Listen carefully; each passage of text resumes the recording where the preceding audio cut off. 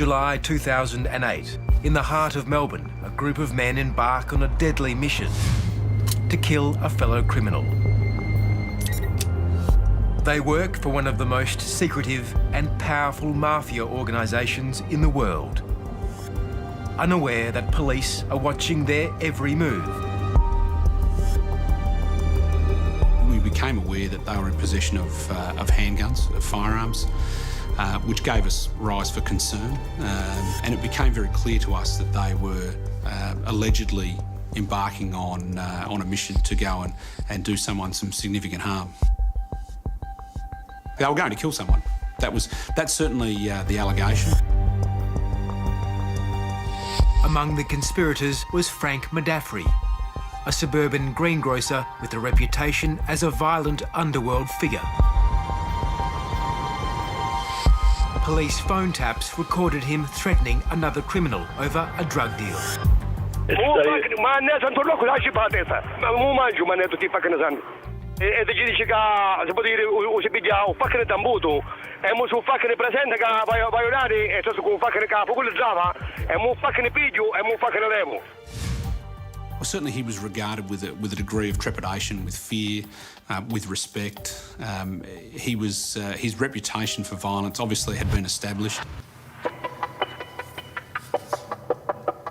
Detective Superintendent Matt Warren and his federal police team had accidentally stumbled across the murder plot as part of a top-secret organised crime investigation.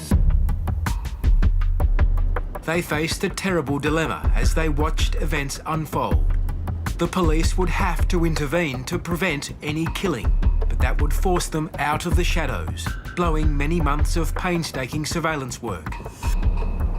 Myself and the team had been living and breathing this investigation for months, and so for that to come unstuck at that point would have been devastating, really almost heartbreaking for the team and I, really.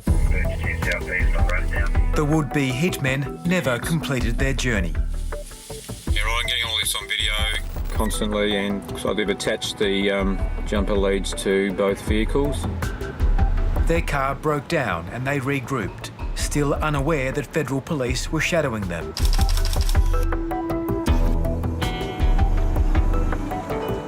The surveillance was part of a much bigger operation, which would ultimately expose the Calabrian mafia's powerful Australian network. It began a year earlier, when police made a massive discovery on Melbourne's docks. Did you have any idea how big the importation would be? Not at all. In fact, it was a surprise to everyone. As we unpacked the container, just the volume of drugs we were looking at. Police had uncovered the world's biggest ecstasy shipment. More than 4 tons of the drug, hidden in a container of canned tomatoes that arrived from Italy in June 2007. The quantities of drugs were enormous.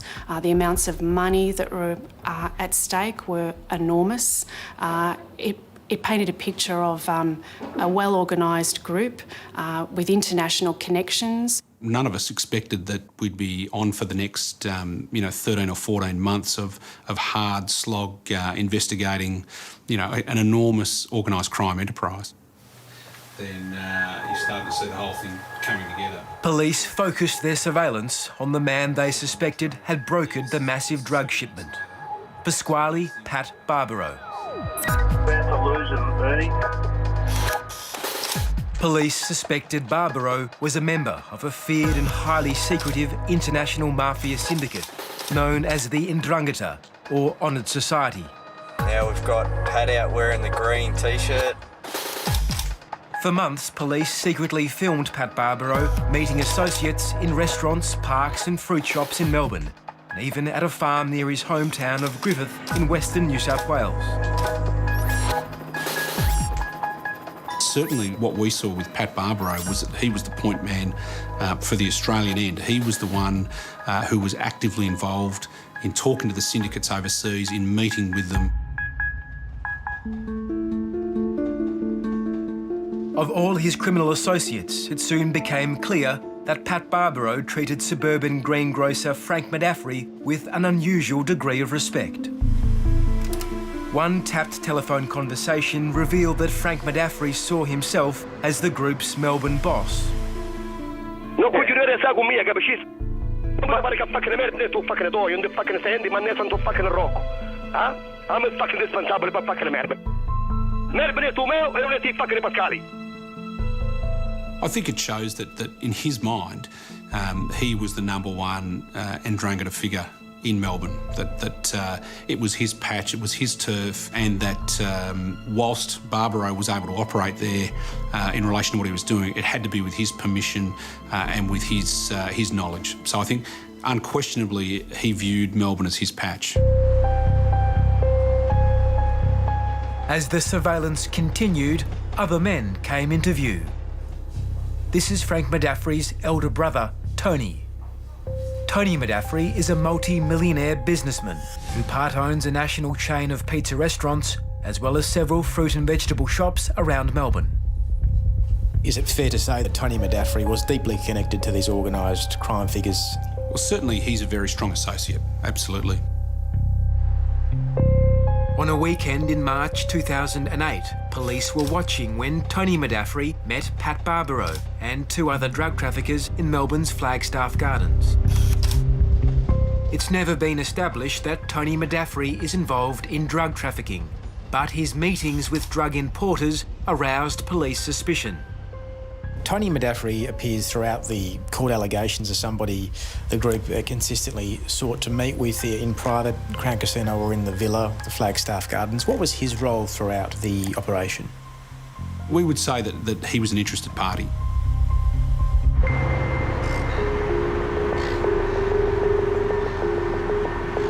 Many of the men being tailed by the federal police had begun their careers here, at Melbourne's wholesale fruit and vegetable market. Police discovered some of their targets would meet at the market to have private discussions. They're able to conduct meetings with very little chance of the police being able to intercept those conversations in that very busy market environment. So it allows them access to other members of the group whereby it's mixed in with normal activity. I mean, these people are continuing to run successful farming operations, so their attendance at the market may not in fact be on any particular occasion criminal, on other occasions it will be. For decades, the Ndrangheta controlled the market through a cartel that monopolised the sale of produce through bribery and extortion.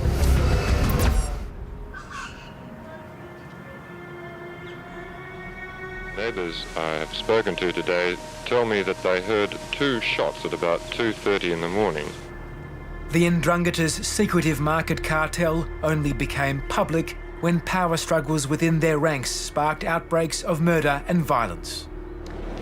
The explosion occurred just after 6 o'clock this morning during a busy trading time at the wholesale market. In 1983, the car of the undisputed Melbourne godfather, Laborio Benvenuto, was bombed in the market car park.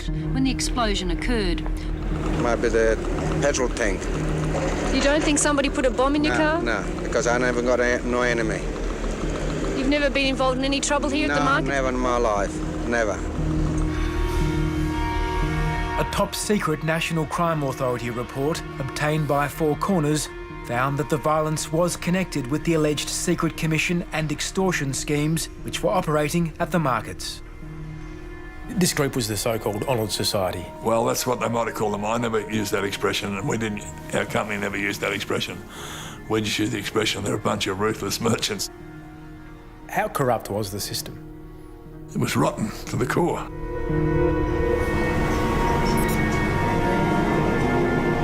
Fruit and vegetable wholesale king Frank Costa saw the cartel in action. What was happening was that they had the buyers of certain products, major lines, big volume, in their pocket. And those buyers would give them the order regardless, and it would get through quality control regardless, and they would receive weekly, I think it was mostly weekly, might have been monthly in some cases, but mostly weekly, a brown paper bag. So he might just get 100 boxes of something or whatever, and then he'd give him 50 cents a box, $50 at the end of the week. That would grow to 1,000, grow to 2,000. And the guys got hooked, absolutely hooked. And once you're hooked, you're gone. You sell your soul to the devil, well, you become a devil. In the late 1980s, Frank Costa agreed to a request by the supermarket chains to confront these schemes and end the market cartel. Before long, he received a chilling message from a Calabrian wholesaler. I've been sent to speak to you from so-and-so, who came and approached me this morning in the market with 2 offers. Your choice, Frank, he said. You can have $1 million cash now. It'll be all cash, and you can get that same repeat every 12 months if you let the buying go back to its original process, right? And if you don't want that, you can have the other offer, which is a bullet for you. That was me. Frank Costa stood his ground with an audacious bluff. And I said, really? I said, that's very nice of him. I said, you go back and tell that bastard tomorrow, and don't soften that at all, that if one hair of the head of any of our family is touched in any way, double that will happen to his family immediately. Frank Costa remembers Tony Madaffri as a key market figure, but says Madaffri never threatened him. But later, as a new wave of violence erupted at the markets, Tony Madaffri would face serious accusations at 2 separate inquests. Of the many startling allegations made during the 10-day inquiry, probably the most shocking was that Tony Madaffri, a Glen Waverley greengrocer, was the Honoured Society's executioner. In 1991, greengrocer Tony Peluso was killed outside his home in Glen Waverley after a price war with rival grocers. A year later, another fruiterer, Alphonse Muratore, was also shot dead.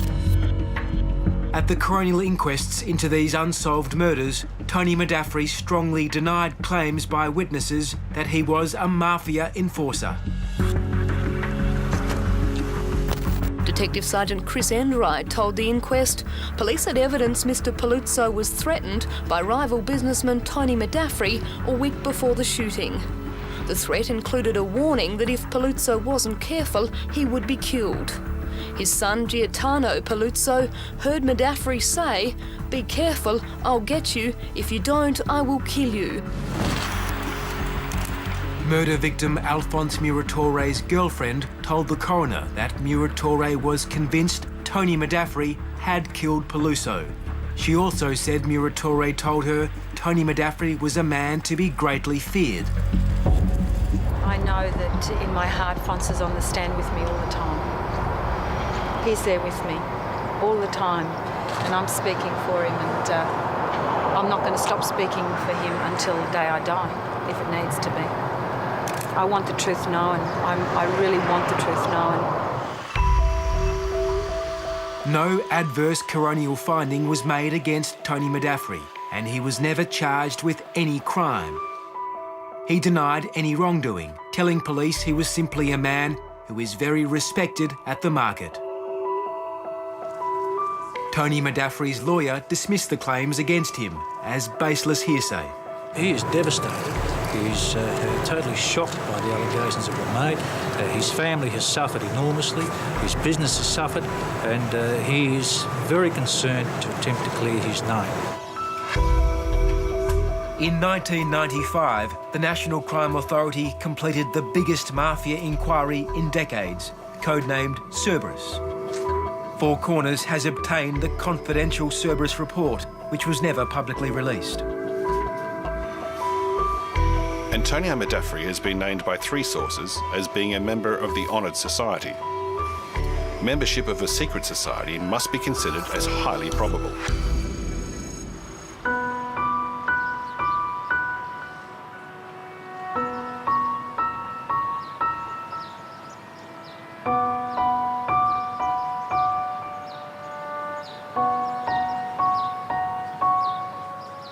The origins of this secret society lie on the other side of the world. Calabria, at the southern tip of the Italian mainland, is the birthplace and traditional stronghold of one of the world's most feared mafia organisations, the 'Ndrangheta, or Honoured Society. Behind the picture postcard scenery is a dark history of violence, fear and secrecy. The 'Ndrangheta has built its reputation on violence. It's especially in the 70s, 80s and 90s, so right at the beginning of its empire of drugs, in order to keep the intimidation and to keep the fear and to keep the social control. Fighting the mafia here is a risky business. In order to meet one of the top anti-mafia prosecutors, we are escorted by his armed security detail, who must protect him from assassination around the clock. Roberto De Palma says the Calabrian mafia has built a powerful base in Australia. Nice to meet you and you're welcome. No, thank you. Allora, i legami tra l''Ndrangheta calabrese e l'Australia sono forti, ma non deve assolutamente meravigliare, perché noi troviamo l''Ndrangheta come una dimensione ormai mondiale. Il flusso migratorio degli italiani in Australia è storicamente un dato assolutamente importante. E quale migliore situazione se non ricreare la Lidl Italy anche in Australia con le medesime dinamiche virtuose, ma anche viziose. The Calabrians entrusted the world's biggest shipment of ecstasy to the Australians, 15 million pills. What does that say about the essence of the relationship? Significa che la circostanza che sia stato scoperto un carico di estasi così significativo ed importante affidato dai calabresi agli australiani non fa altro che mettere in evidenza che in Australia esiste quantomeno un'organizzazione criminale che professionalmente lavora in maniera adatta e adeguata nel campo degli stupefacenti. At Calabria's container port, Italian police regularly seize massive hauls of cocaine bound for markets in Europe and Australia. But it's just a fraction of the 'Ndrangheta's lucrative global trade. Rappresenta in questo momento la potenza mondiale più importante nell'ambito del traffico delle sostanze stupefacenti, soprattutto della cocaina.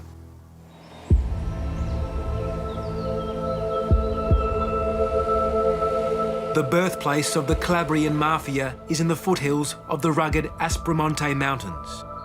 Here, the mafia remains all-powerful. There is the code of honor, meaning that if you break the secrecy code, obviously someone has to do something about you. So if you should be killed. Calabrian-born mafia expert Dr. Anna Sergi is our guide as we travel to the tiny mountain village of Apido Mamertina. It's a notorious 'Ndrangheta stronghold. It's also the ancestral home and birthplace of Frank and Tony Medafri, the brothers who would later attract so much police attention in Australia. Would Frank Medafri still have strong connections to the town? Yeah, that's absolutely expected. That's the one thing that has always been clear to the authorities in Italy, in Calabria, in Reggio, is that for the Australian organisation of Calabrian origin to exist, there has to be an approval from here. You don't have to look far to see evidence of links to Australia. Tony Medafri left here as a teenager, but Frank stayed behind to establish his criminal reputation. Francesco Medafri started his criminal career very young, from what we see from his record. We see someone involved in violent acts. This is the area where Frank Medafri was blooded as a young mafia soldier. Aged just 19, he was caught by police, acting as a bagman in a violent extortion scheme. The scheme involved blowing up the house of the victim and demanding a huge payoff. Frank Medafri was caught when he came to pick up the cash.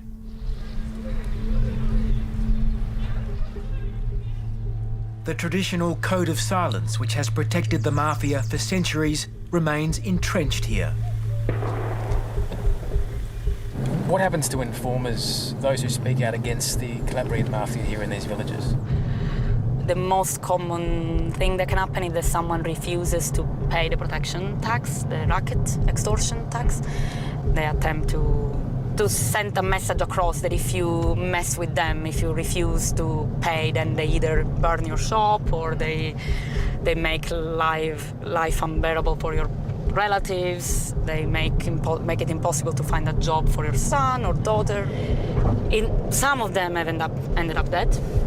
So these rules still apply, but we have less and less visibility of killings.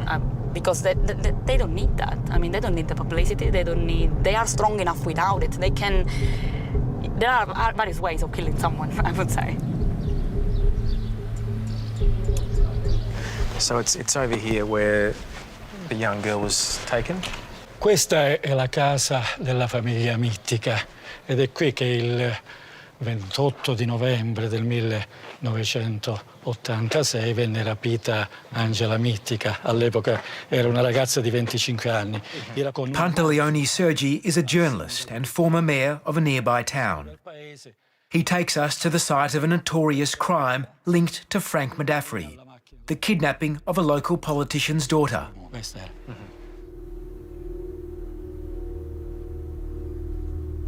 Cronaca, rapimenti in Calabria, ancora nessuna traccia di Angela Mittica. Angela Mittica's kidnapping became big news in Italy as one of a spate of high-profile mafia crimes. We've just been told that Angela Mittica might be willing to talk to us. Now, if she goes on camera, it would be an extraordinarily brave move. Most people here are still terrified about speaking openly about the mafia.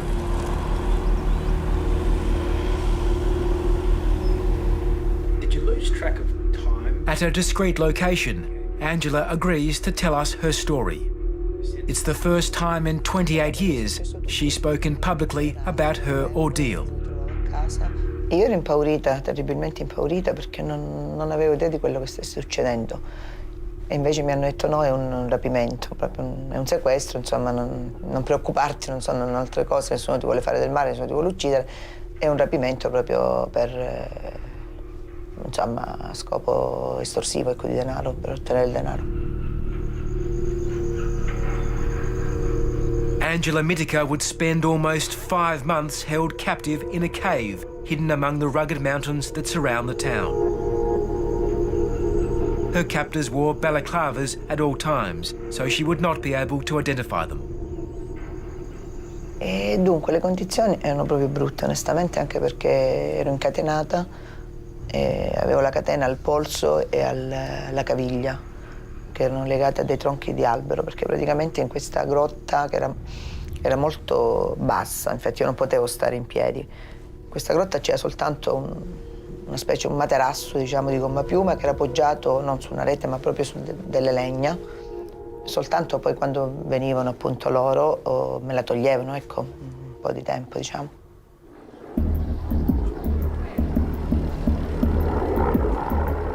As the search for Angela Mittica continued, local police arrested more than a dozen suspects. One of them was Frank Medafri. Why did the police arrest Francesco Medafri? Francesco Medafri fu arrestato nella prima fase delle indagini, quando più forte era la pressione da parte dei carabinieri, della polizia e dei magistrati, perché volevano arrivare a capire e a risolvere questo sequestro di persona. E Francesco Medafri era già noto alle forze dell'ordine per alcuni precedenti e per questo motivo le indagini si concentrarono su un gruppo omogeneo di cui lui faceva parte. Ripeto, con quale ruolo non si sa, però i carabinieri e la polizia inizialmente pensarono e il magistrato confermò che lui facesse parte proprio della banda che aveva sequestrato Angela Mittica. What do you think Francesco Medafri was doing? Pantaleone Sergi reported on the kidnapping for a major Italian newspaper. So is this where Angela Mittica was kept? E dalla grotta, che sarà qui nell'area in cui la ragazza era stata tenuta, la stavano trasferendo in un altro rifugio. Il comando fu intercettato dai carabinieri, nacque un conflitto a fuoco, addirittura i carabinieri stavano per sparare alla ragazza, ma lei ha detto no, che sono io, che sono Angela Mittica, ecco. E allora l'hanno liberata, l'hanno presa e se la sono portati via. Dopo una prigionia di 130 giorni, la studentessa calabrese Angela Mittica è tornata. After enduring 130 days in captivity, Angela Mittica was finally reunited with her loved ones. Con i suoi carcerieri. E quello penso che sia stato il giorno più bello della mia vita, onestamente. Cosa pensavo? Meglio che non lo... Effettivamente, sì. Ho provato con qualcosa di indescrivibile, ecco. Cioè sapere, ecco, di essermi lasciata alle spalle con quell'esperienza, di essere uscita da quel covo, da quella situazione di vita, insomma, di potermi riappropriare della mia vita, ecco. Può sembrare una stupidaggine, ma proprio di potermi fare una doccia, di potermi fare uno shampoo, di poter rivedere le amiche, il mio fidanzato, i miei parenti, insomma. Despite his arrest, Italian police were never able to gather enough evidence to charge Frank Medafri over the kidnapping of Angela Mittica. But they did have the evidence to charge him with a litany of other serious crimes throughout the 1980s. He was convicted and sentenced to multiple jail terms for extortion, mafia conspiracy, and 2 separate stabbings, as well as drug and gun possession. He was arrested and sentenced for stabbing. He was also involved in a kidnapping case. He was involved in, he was suspected of an attempted murder, voluntary attempted murder, and he was sentenced twice for extortion. This tells us, considering the area he's from, that he was trying to make a name for himself. He was trying to show someone that he could be trusted to carry out certain work. In 1989, with police again circling him, this time over a prison stabbing and for receiving stolen goods, Frank Medafri fled Calabria. He arrived in Melbourne, lied about his criminal record and was given a 6-month tourist visa. Well, certainly, clearly he served an apprenticeship and a fairly violent one in Italy before he came to Australia. There were outstanding warrants for his arrest in Italy when he arrived in Australia, which he didn't declare. In Melbourne, Frank Medafri began working in the fruit and vegetable trade, where his brother Tony was already well established. The violence at the wholesale markets was continuing. Before long, both Frank and Tony Medafri were at the centre of criminal investigations, with police making explosive allegations in a statement later aired in court and fiercely denied by the pair. Antonio Medafri has involvement in a substantial number of crimes, including murder, gunshot wounding and arson. Frank Medafri, if allowed to remain in Australia, will continue to carry out acts of violence on behalf of a criminal syndicate. In 1996, Australian authorities moved to have Frank Medafri deported after finally discovering he was an illegal migrant with a lengthy record of violent crime back in Italy. How seriously did Philip Ruddock was Immigration Minister at the time. I do have a view that in relation to serious criminal records that people may have, that they should be taken into account as to whether or not they're able to settle in Australia. And my first presumption is we don't take other people's criminals. How seriously? In 2000, Ruddock ruled that Frank Medafri should be deported back to Italy. If you have a person who comes and, I think in this matter, marries an Australian and then seeks to stay, and there is a serious criminal record, in my view, that should be taken into account. And the view that I formed was that on the basis of the criminal record, he should be deported. Desperate to keep Frank Medafri in Australia, his family headed to court. During one hearing, a judge was told that Australian police suspected Frank and his brother Tony were part of a crime family allegedly involved in murder, arson and extortion. The brothers denied this, and one judge said the police view could not be relied on as it was based on unnamed informers. But ultimately, the deportation order was upheld, and so the Modaffris embarked on Plan B. By this time, Tony Modaffri was a wealthy businessman, cultivating political links. Among the Modaffri family supporters were several major political donors, such as Sydney furniture king Nick Scali. Liberal Party sources have confirmed that in October 2001, Scali organised a meeting between Tony Modaffri and a New South Wales Liberal Party figure associated with a fundraising vehicle called the Millennium Forum. When you look at the Millennium Forum website or the way in which it organises functions, the idea is that you would be a donor of a particular value and that would get you so much access, whether at dinners or fundraising events of different kinds. It's access in return for a donation. It's all about getting the ear of a politician. Exactly, and nothing else.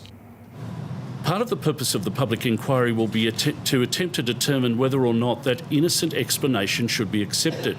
As the counsel assisting the New South Wales Independent Commission Against Corruption, Jeffrey Watson recently investigated the Millennium Forum. On how many occasions would you see it that a donation was quickly followed by a request to meet a politician? Then ask yourself, why is somebody requesting a meeting with a politician? It's not just to get to know them, it's to influence them as to their decision making. Of course, there's a connection. The Liberal Party figure involved in the Millennium Forum arranged a meeting with Immigration Minister Philip Ruddock. Nick Scali arrived at Ruddock's office, accompanied by the Modaffris' family lawyer, who'd flown up from Melbourne. Were you surprised that a legal representative of the Modaffri family was sitting in your office? Well, look, I wasn't aware of it. I'd agreed to see a community representative who wanted to put a view. Liberal Party sources have told Four Corners Philip Ruddock was furious when he realised he was hosting Frank and Tony Modaffri's legal advisor. The meeting was cut short as Ruddock rejected the pleas made on Frank Modaffri's behalf. Some people wanted to put another view. I was prepared to hear it, but given what I've said to you, criminal records are serious issues, and I came to a view in exercising my discretion that I would not waive the deportation, that it should proceed. I'll say this about Philip Ruddock. You may not agree with his politics, but he's a man of integrity, and he acted there as I thought he would and he should. But the fact is that his actions showed that he recognised immediately that there was something wrong with receiving these solicitations from the Modaffris. I, Amanda Eloise Vanstone, do swear that I will well and truly serve the people of Australia in the office of Minister for Immigration and Multicultural Affairs. In late 2003, Amanda Vanstone replaced Philip Ruddock as Immigration Minister. Tony Modaffri now called on the help of another prominent businessman and political donor to lobby the new minister to have Frank Modaffri's impending deportation overturned. The donor they turned to was Pasquale Pat Sergi. Pat Sergi is a property developer with a reputation for charity work. In 1979, the Woodward Royal Commission concluded he'd been buying and selling real estate using money provided by mafia drug traffickers. Woodward found that it was essentially a money laundering operation. It was quite substantial, and certainly by today's standards, we're talking millions and millions of dollars. What does that say about Pat Sergi's closeness to the mafia? Well, they wouldn't have been giving Pat Sergi cash and allowing him to invest it unless there's an extremely trusted person. The Modaffri brothers and their supporters launched a full-blown political lobbying campaign. Pat Sergi approached New South Wales Liberal Senator Maurice Payne. Other donors lobbied Victorian Liberal MP Russell Broadbent, as well as his colleague Bruce Bilson. In the lead-up to the 2004 election, Tony Madaffri organised a political fundraiser in Melbourne, attended by all 3 Liberal parliamentarians. Each of them had previously contacted Immigration Minister Amanda Vanstone about the impending deportation. The guest speaker at the fundraiser was Amanda Vanstone. On the evening, Tony Madaffri personally donated $15,000 to the Liberal Party's Millennium Forum. This is a case study of what's wrong with the system. What's seriously wrong. The point is that for no better reason than the making of donations to a political party, specific representations were able to be put to amongst the most powerful politicians in the land. Access which you and I couldn't get, except if we made substantial donations ourselves. By 2004, Tony Madaffri was a regular at Liberal Party fundraisers, including this function with then Victorian opposition leader and now Melbourne Lord Mayor Robert Doyle. Searching through hundreds of photos from fundraising events, Four Corners discovered Tony Madaffri even meeting then Prime Minister John Howard. In November 2005, after years spent lobbying, Frank Madaffri finally got the break he was looking for. Amanda Vanstone intervened in the case and overturned the deportation order. Amanda Vanstone has not responded to repeated attempts to contact her, and all the MPs involved in the lobbying declined to be interviewed. But they've maintained their intervention in the case was based on humanitarian concerns about the impact of the deportation on Frank Madaffri's family. Why did you feel it? Senior officials who worked on the Madaffri visa case have told Four Corners the decision to overturn Ruddock's deportation order was appalling, as it exposed the community to harm. Do you stand by your decision that you made as Minister in the Francesco Madaffri case? Look, I wouldn't be here talking to you if I didn't believe that weighing up all of the issues that were before me at that time, that it was the appropriate decision. Should Frank Madaffri have been given a visa? Well, that's not really a question for me to answer. However, on the basis of the fact that he had significant criminal convictions, certainly he's not someone that we would recommend would be given a visa to reside in Australia, for sure. Four Corners can reveal that a secret multi-agency police report found the Madaffri visa case highlighted the insidious ways the mafia enter the social or professional world of public officials and through legitimate processes achieve influence. There is no suggestion that Vanstone acted corruptly. Rather, that members of the Italian community, including 'Ndrangheta members and their families and associates, are likely to have ingratiated themselves with her office, and that through their legitimate public face were capable of achieving influence. The Calabrian mafia doesn't give anything away. Any cent they spend is because they expect 2 cents back. Now, in this case, what they were doing were making an investment in political connections to try and build up pressure to have it overturned.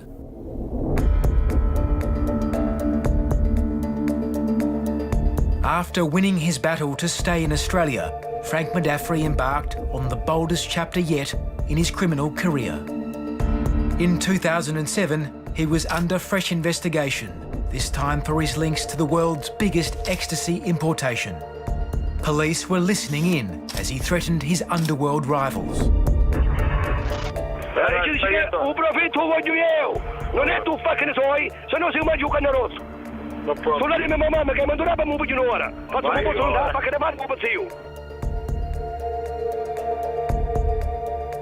Detective Superintendent Matt Warren was convinced that Frank Madaffri was part of the syndicate responsible for the massive ecstasy shipment. But catching him and his accomplices would not be easy and would involve a high-stakes cat-and-mouse game between police and one of the most dangerous mafia groups in the world.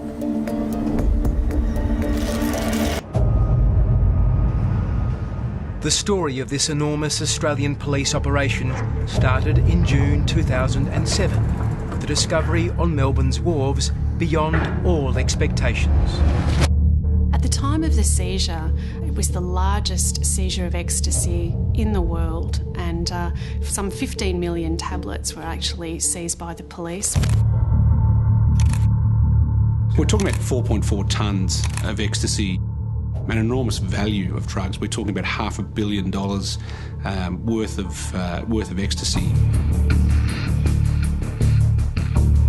The drugs had been carefully hidden inside a consignment of canned tomatoes imported from Italy.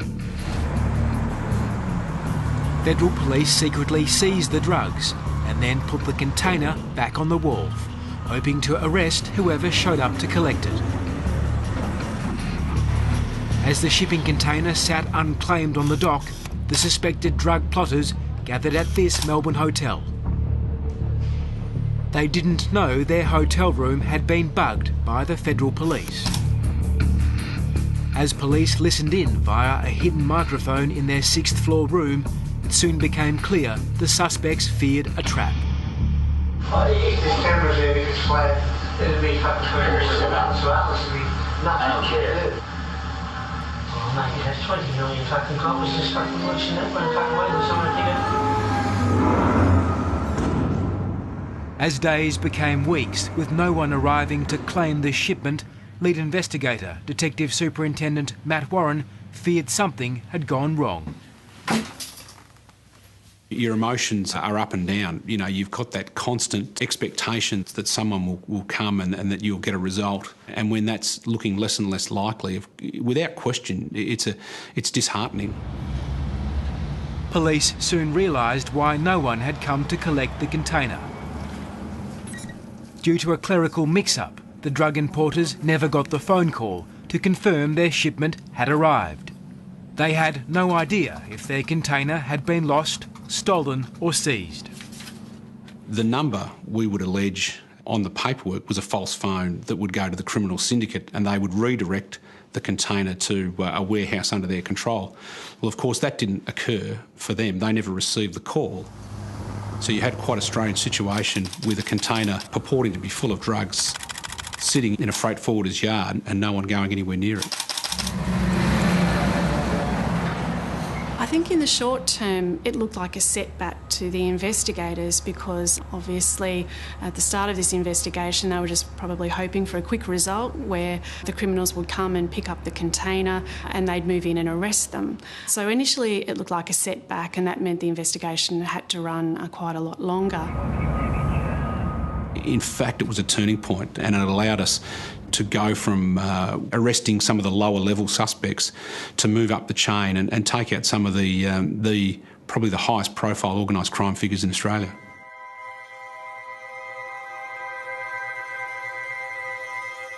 The men police had under surveillance were suspected members of Australia's most notorious mafia cells. The man at the centre of the group was a New South Wales mafia boss called Pasquale Pat Barbaro. Barbaro appeared to be the man calling the shots. He was issuing directives to people in terms of what was to happen within the business. He was very hands-on. I think he was in the detail of this business. He certainly wasn't a hands-off manager. I think the evidence very much revealed him to be very busy, very active, hard-working. What we saw was a man who was driven. He was energetic. He would drive their operations. He was very much a leader. As the suspects discussed what had gone wrong with their shipment, their hotel room conversations were being monitored on a police listening bug. It recorded members of the group discussing whether to storm the Port of Melbourne to find their missing drugs. I don't know what control they have over the fucking docks there. It's routine. They're fully on the map and just say, this is how it is. There's a crane driver on the side. You have to pitch it up with someone back outside. See, there's no harm down there. And no one's harmed. For the criminals, they were madly scrambling to try and locate the container because at that point it had gone missing, and certainly it became very clear to them, although they weren't able to confirm that the container had been intercepted. The listening bug also revealed associates of Pat Barbaro describing his growing fears that either police or another criminal syndicate had seized his drugs. That's devastating. It's fucking shock. But what he's got to realise now, he's got to realise that he's Our view was that if we continued to investigate them, they would need to talk about the fact that they had not received these pills, that they had lost. They're talking about a huge financial blow to a syndicate. There would be a lot of people who would be owed a lot of money. There'd be a lot of people who would have had an expectation of receiving a lot of money out of this. So therefore, people need to talk, they need to discuss. And that was where we were hoping that we would start to gather some evidence of what had occurred. What I'm saying to you is this is most likely the trafficking. Police believed if they followed Pat Barbaro, he could lead them into the heart of the secret operations of the Calabrian mafia. The investigation soon headed to Barbaro's hometown of Griffith in New South Wales, the historical epicentre of the Ndrangheta in Australia. Certainly in the early stages of his life, he was convicted over a cultivation of marijuana plants, and that's fairly common in the Griffith area. We've seen historically the Calabrian mafia involved in marijuana crop growing in that sort of New South Wales area, that Griffith general area. In the 1950s, thousands of Italian migrants came to Australia to seek new lives. Many honest families from the mountain villages of Calabria were drawn to the rich farmland around Griffith in the New South Wales Riverina district. In the decades that followed, a small number of Calabrian migrants began amassing unexplained wealth. They lived a life that was quite separate to the traditional Griffith resident in that they were building big homes. If it was a dry period, it didn't seem to worry them. They still had the money. They didn't do it tough like many of the farmers and others in Griffith were doing it, and it caused a lot of concern, and I can understand why. In the 1970s, Donald McKay, a local furniture shop owner and political candidate, began campaigning for police action against local farmers suspected of secretly growing marijuana. After police busted a huge local marijuana crop, McKay suddenly became a marked man. In 1977, he disappeared after leaving a local pub.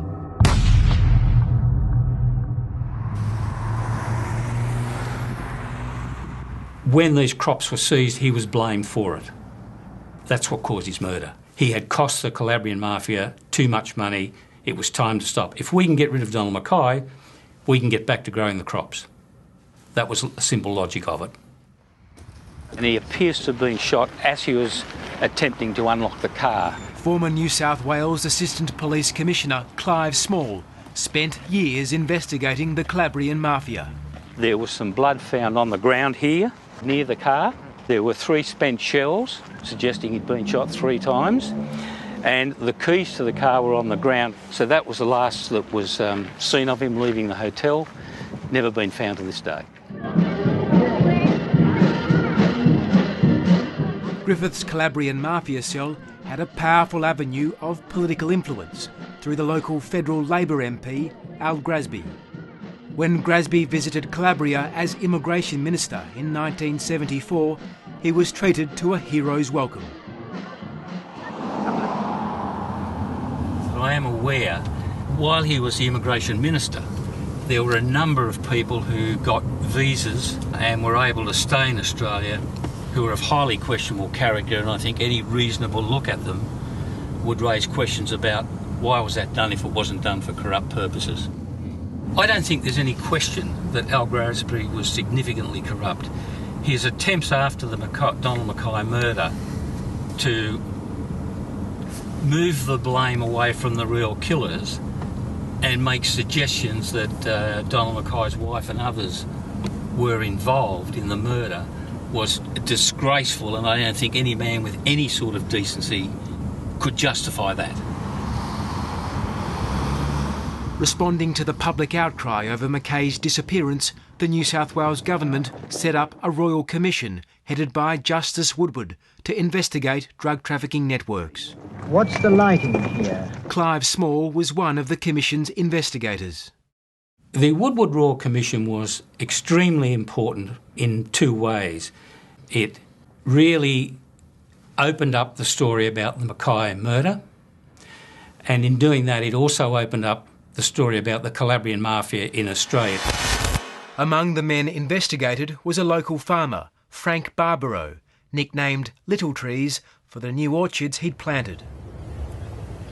Well, Frank Little Trees Barbaro was at the core of what you call the Calabrian mafia group in Griffith. He was one of the first to be growing substantial crops, and he was one of the first, Woodward found, to have significant additional and unexplained flows of money. This is money from the money marijuana? Coming from the marijuana crops. Okay. Frank Little Trees Barbaro had a son he named Pasquale, but who everyone else called Pat. Pat Barbaro learned the family trade. Pat Barbaro is clearly one of those people that we hear about being classic mafia. That is, he's born into the family, which is already a significant part of the Calabrian mafia or a family clan. So he's been born into the Calabrian mafia, into one of the head families. Certainly, what we see with this is what we've seen historically with the Ndrangheta, that you will have the baton passed essentially from father to son, from father to nephew, and that they will continue to use those very strong family links and will take over essentially the family business. Pat Barbaro took over his father's business, expanding it from cannabis crops to drug importation. Here is Justice Woodward in the 1970s warned the federal and state governments and the law enforcement about this threat involving these people. And here we are some 30 to 40 years later, the same families involved in major drugs still from that time. And if you look at Pasquale Barbaro's history, he'd been involved in drugs almost all his life. Clive Small says that the Woodward Royal Commission's recommendations to launch a long-term anti-mafia campaign were ignored. Soon the mafia faded from public view. Well, we've had for 16 years a denial that there is such a mafia in Australia, and I think that's part of the problem. If we had admitted that we had a problem with the Calabrian mafia, the public would be screaming for us to do something about it. If we say it doesn't exist, then we don't have to do anything because there's nothing to respond to. And I think that's the problem that's been hidden from the public because it's too big a political problem. According to a secret 2003 National Crime Authority report obtained by Four Corners, police had for several years been confidentially warning that Pat Barbaro was part of a powerful Australian Calabrian mafia network. This network had infiltrated members into or recruited people from public organisations, government and law enforcement. One of Barbaro's criminal associates had even allegedly paid off judges, costing approximately $2.2 million. Barbaro himself was suspected of using the profits obtained from cannabis cultivation to finance the importation of drugs from overseas.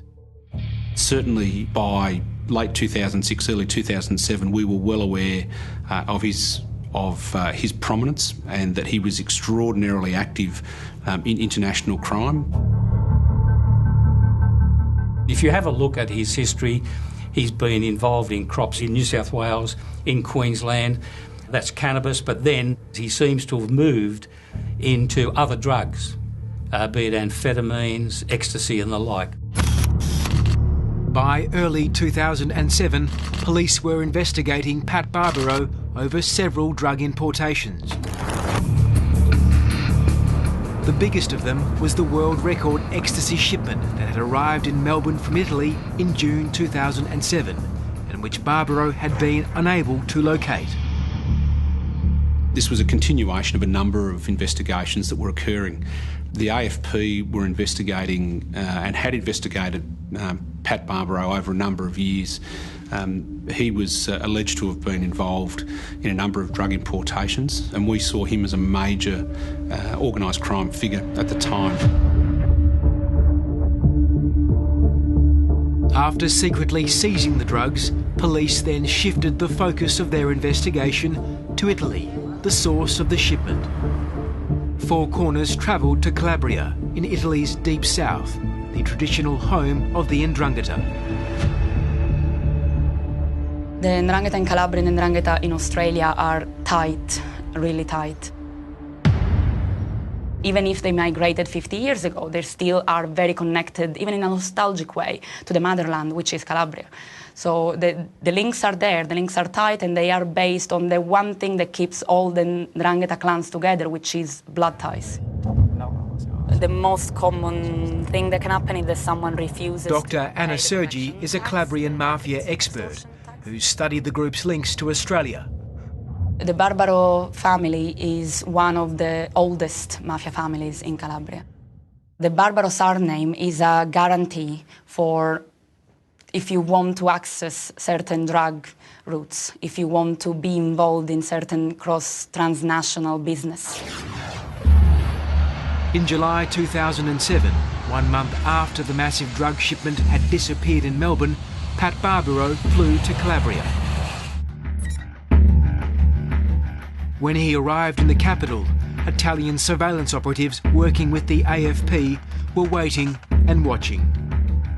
They tailed Barbaro as he met several known Calabrian mafia figures linked to the ecstasy shipment. The police who trailed Barbaro work with anti-mafia prosecutor Roberto De Palma. La circostanza che Pasquale Barbaro, venuto in Italia, abbia avuto i contatti con esponenti di altre famiglie, dimostra che la famiglia Barbaro è una famiglia assolutamente di primaria importanza nel panorama criminale, ma dimostra anche un altro fatto, cioè che questi viaggi, che c'è la necessità in fondo di potersi vedere, perché la tecnologia che tanto ha aiutato e ci aiuta in questo villaggio globale che ormai è tutto il nostro globo terrestre, ha aiutato paradossalmente anche i contatti di carattere illecito. E però, ciò nonostante, vi sono determinati argomenti di carattere strategico, di carattere generale, che debbono essere ragionati di persona, no? Italian police identified another Australian, allegedly working with Barbaro in Calabria, Adelaide construction industry figure Paul Alvaro. Italian police files allege that Paul Alvaro was assisting Pat Barbaro with his drug trafficking enterprise, a claim Alvaro strongly denies. Sì, la famiglia Alvaro è una delle famiglie di 'Ndrangheta più importanti, ma non solo la famiglia Alvaro, ma anche esempio la famiglia Barbaro è molto presente in Australia, la 'Ndrangheta è molto presente in Australia non solo ad esempio nella produzione di marijuana, ma anche nel traffico di cocaina e anche nell'occupazione della cosa pubblica. In Calabria, Barbaro's explanation to his mafia bosses about why their drug shipment was missing did not go down well. Barbaro flew to Europe to meet with the syndicate heads, and by this stage we'd established that there was an enormous debt that was owed and that he would have to pay the bill, or he would be probably held accountable, and within that type of group, the Ndrangheta, the Calabrian organised crime, we would expect that he potentially would suffer the ultimate consequences. You mean he would be killed? Yeah, there could potentially be a contract taken out on him. On Barbaro's return to Melbourne, police continued to watch and record his every move. He was getting increasingly desperate. In this surveillance video, police believe Barbaro was threatening a criminal he suspected of stealing his drugs from the docks. Certainly there's some friction, and as pressure starts to mount, as disappointment starts to mount, we can certainly see fractions within the group and certainly some bickering, and this is brought about by the enormous pressure that they're under for this to be successful.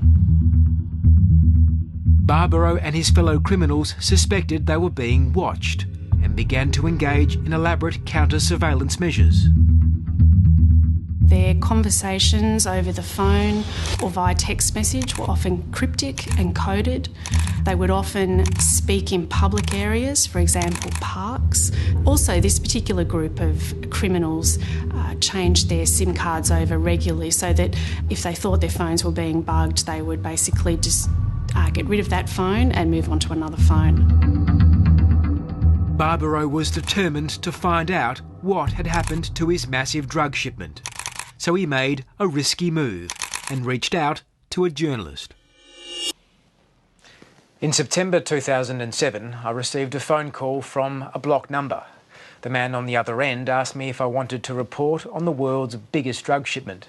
I didn't know it then, but that man was Pat Barbaro, and he wanted me to confirm that the drugs had been seized by police, and then to report this so it could be read by his bosses back in Calabria. Using a mobile phone registered in a false name, Pat Barbaro sent a series of text messages to spur me into action.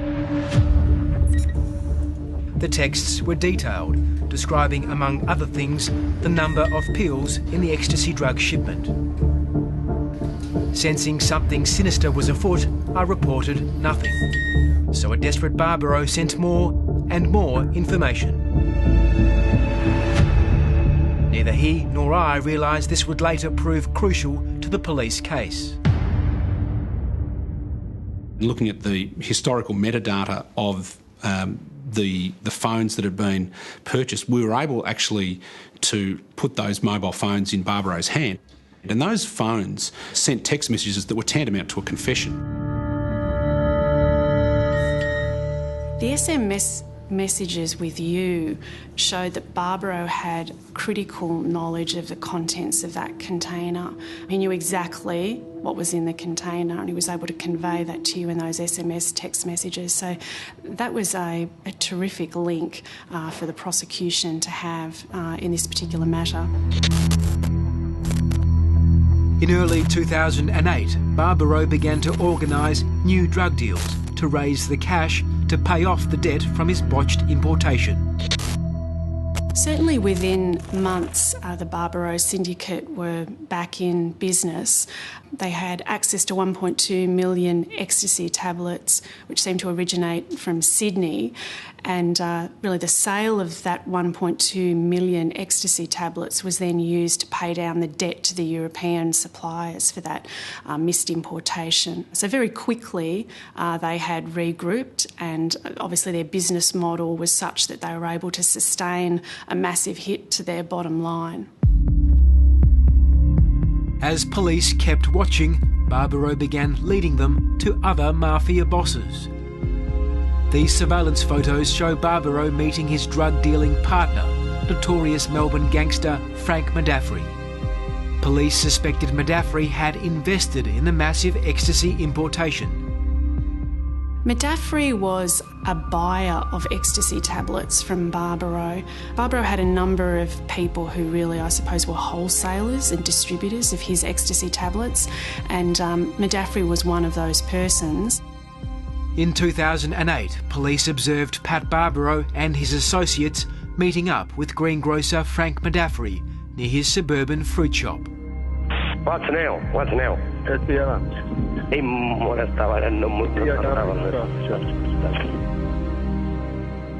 Barbaro handed Medafri boxes, which police suspected contained drugs.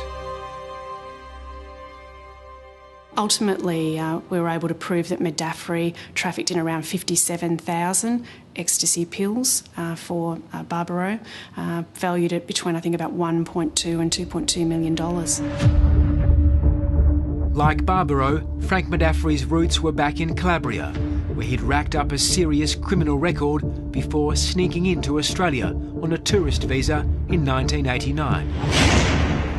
Last week, Four Corners revealed how Frank Medafri used an extraordinary network of political donors, including his brother, Tony Medafri, to lobby politicians to overturn a deportation order. Frank Medafri was allowed to stay in Australia, despite Victoria Police warning he was a dangerous mafia figure. Clearly he served an apprenticeship, and a fairly violent one, in Italy before he came to Australia. Well, I think he's a significant figure. He's been involved for a very long time. By 2008, Frank Medafri was busy trafficking drugs supplied by Pat Barbaro. He was also issuing threats to other drug dealers who owed him money. Vai Cerreto, mi porti i soldi mia e non mi sono rotto i pacchi coglioni e ora pigliare un che ne mangio. Ma che feci? Sono là di mia mamma. Io non ti chiedo contrari, io mi ciuno e quando vanno con i controlli se una roba e già se ne cose da ciuccipi. E ci dice che un profitto voglio io. Non è tu che ne sai, se no si mangia un canno rosso. The mafia syndicate used this apartment in the Melbourne suburb of Carlton as a safe house to run their drug operation.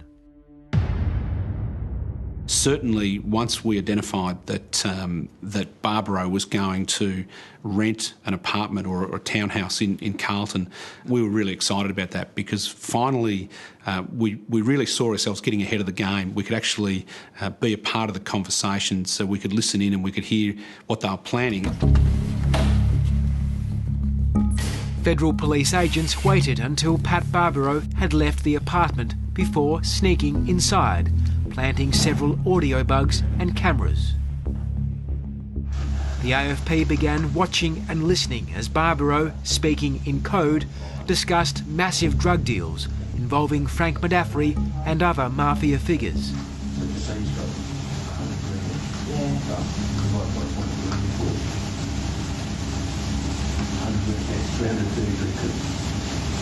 So that must have collected a shitload of money, huh? What's the signature? What's still like? What's the proof?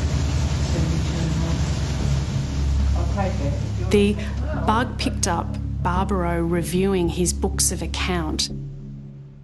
He kept quite comprehensive books of account which related to the drug trafficking business, and that would list customers and the amount of pills that had been sold to them and the amount of money that was owed to him. So both the camera and the listening device in that unit provided very compelling evidence. In August 2008, after months of surveillance work, the federal police team headed by Matt Warren had finally gathered enough evidence to step out of the shadows and move against the mafia bosses. In the pre-dawn darkness, heavily armed police massed at assembly points in Griffith, New South Wales, Melbourne and Adelaide, knowing some of their targets were unpredictable, armed and dangerous.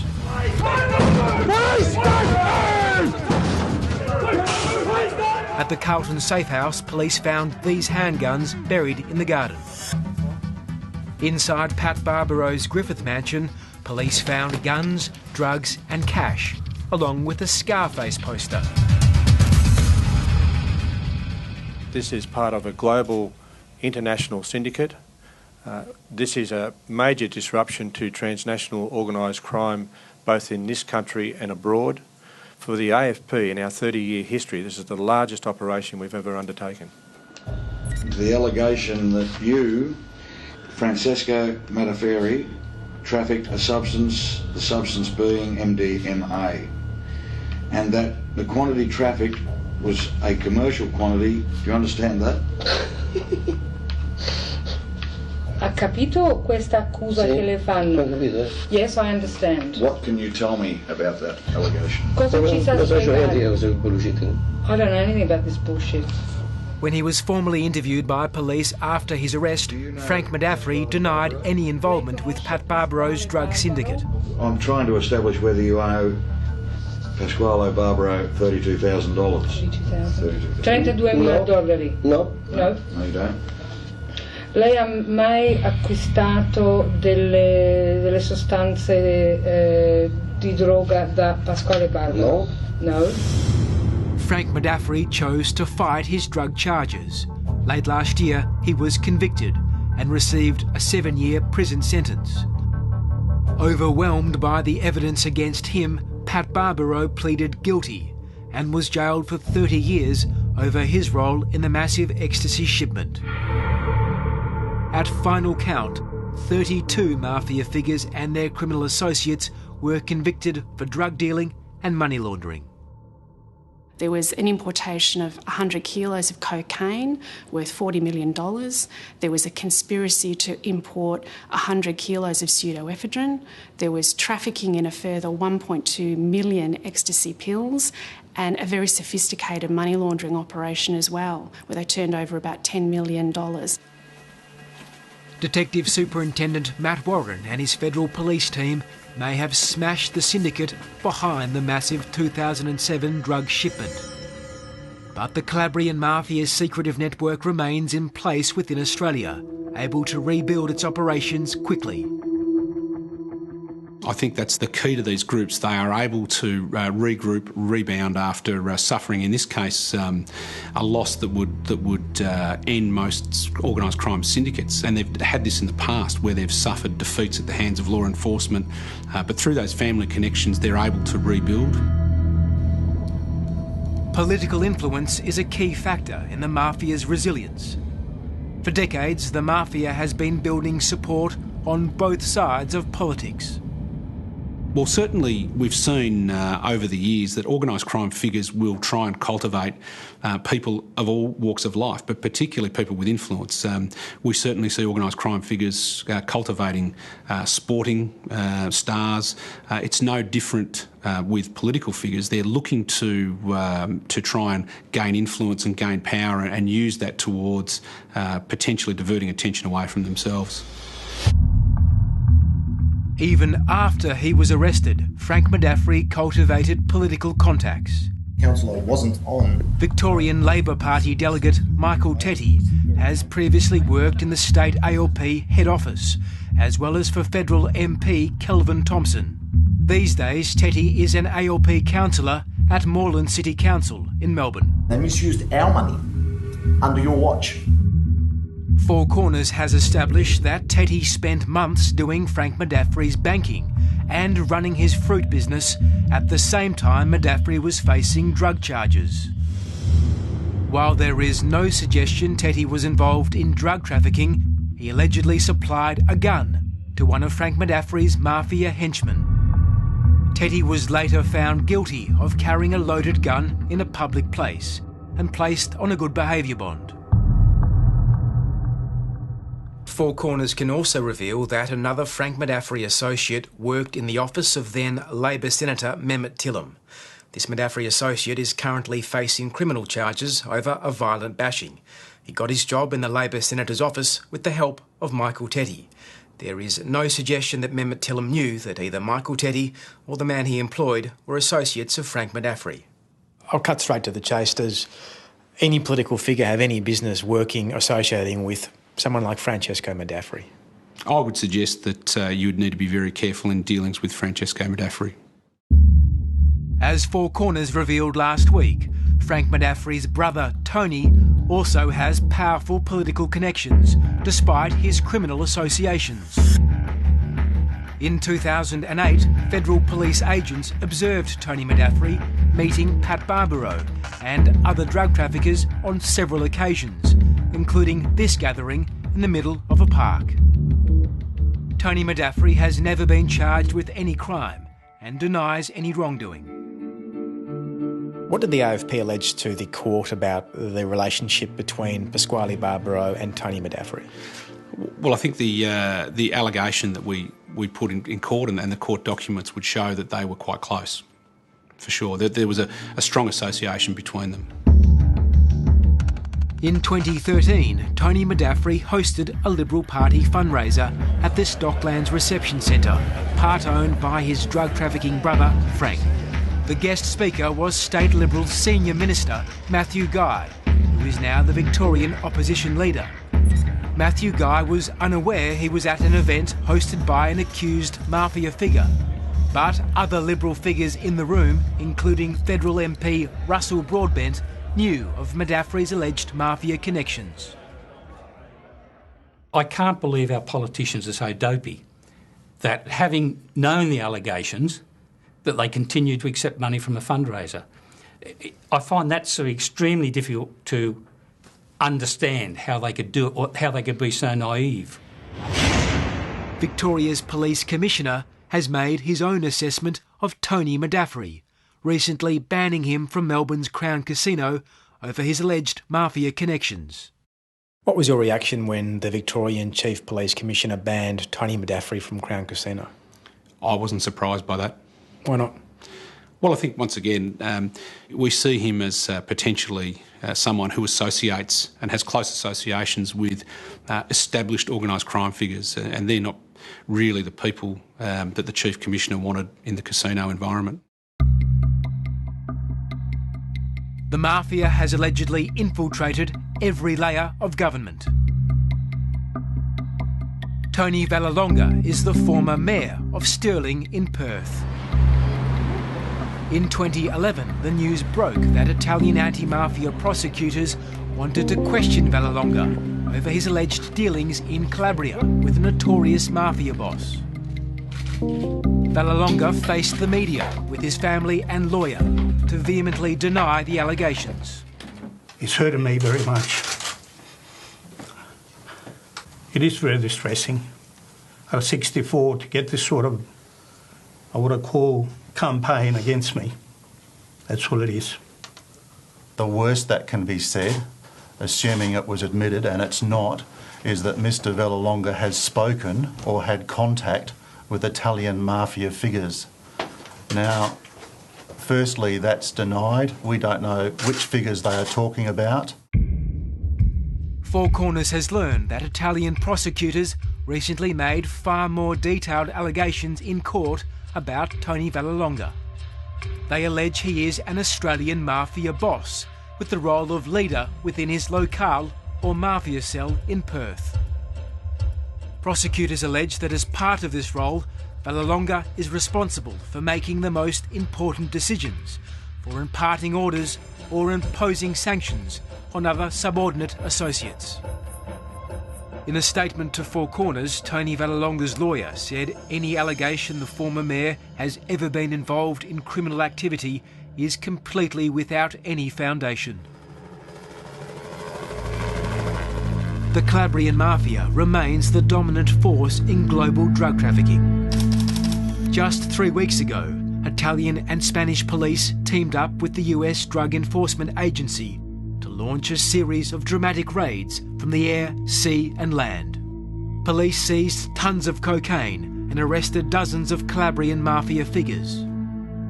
Despite the success, the Italian prosecutor who oversaw the operation says the 'Ndrangheta's global networks are as strong as ever.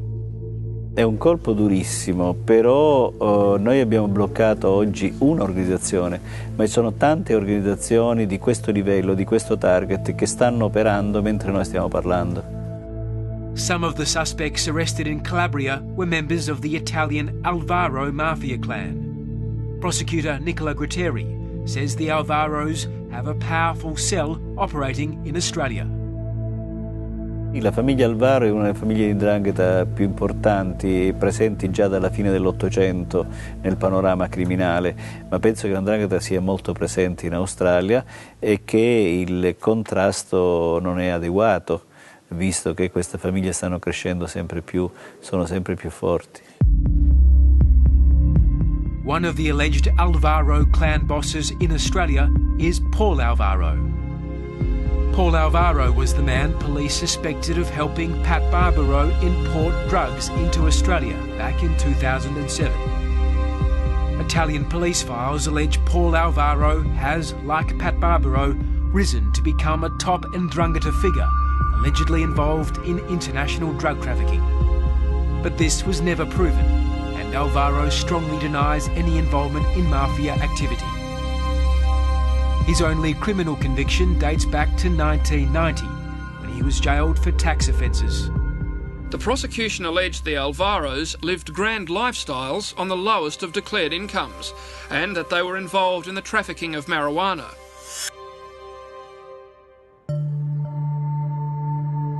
In Calabria, where people have long endured a political system deeply infiltrated by the mafia, prosecutor Roberta De Palma has a warning for Australian authorities. Il pericolo maggiore è fare il gioco dell''ndrangheta, cioè permettere all''ndrangheta di potersi espandere, di poter avere sempre maggiori campi di azione, sempre maggiori infiltrazioni, soprattutto in quel tessuto direttivo dirigenziale dello Stato. E poi lì diventa molto più difficile riuscire logicamente ad intervenire, perché le decisioni politiche talvolta potrebbero, io parlo in termini teorici, potrebbero addirittura essere strumento dei piani della stessa 'ndrangheta.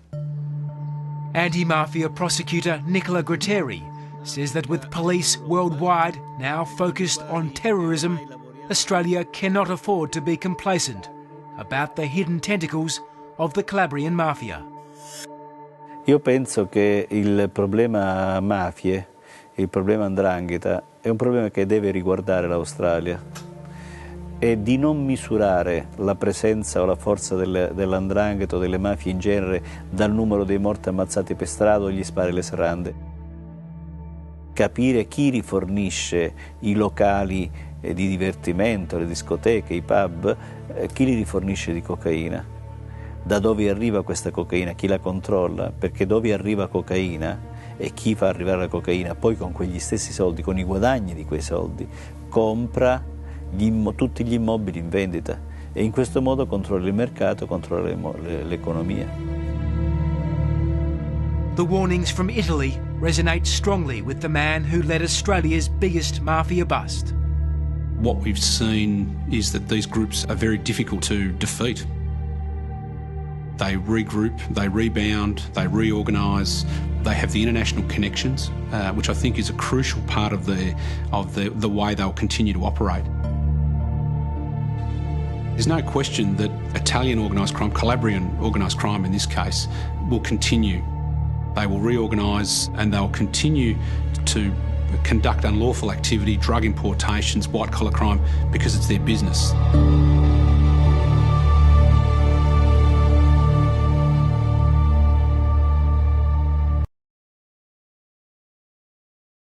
Senator Maurice Payne and MP Bruce Bilson declined to be interviewed for the program. Senator Payne said in a statement that when she made representations to the then Immigration Minister in relation to Frank Medafri, she had no knowledge of the criminal associations of any party she dealt with. Bruce Bilson told us he was deceived about Medafri's criminal background and was quote-unquote bitterly disappointed about it. Amanda Vanstone and Russell Broadbent did not reply to our requests for comment. Late on Friday, we were advised by the Victorian branch of the Labor Party that it has moved to expel Michael Tetty from the party. Labor MP Kelvin Thompson has told us Tetty only worked in his office for 1 month and he had no idea of Tetty's mafia connections and supports his expulsion. Tetty declined to be interviewed for the program, but through his lawyers has denied any wrongdoing and said his relationship with Frank Medafri was professional.